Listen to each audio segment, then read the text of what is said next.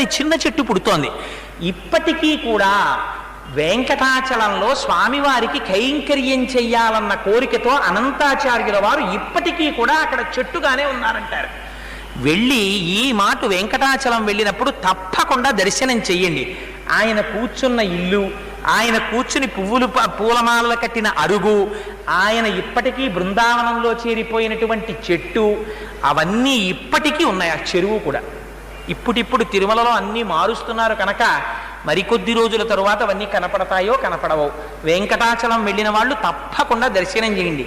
ఇప్పటికే తరిగొండ వెంగమాంబ గారు లాంటి మహాభక్తురాలి సమాధి తీసుకెళ్ళి ఓ జూనియర్ కాలేజీలో పెట్టింది. ఇన్ని కోట్లున్న తిరుమల తిరుపతి దేవస్థానం ఇంతమంది ఐఏఎస్ ఆఫీసర్లు, ఎగ్జిక్యూటివ్ ఆఫీసర్లు చేస్తారు, ఇంతమంది పాలక బోర్డులో మెంబర్స్గా పెడతారు. ఎందుకు మరి తరిగొండ వెంగమాంబ గారి లాంటి మహాభక్తురాలి సమాధి ఉన్న ప్రదేశం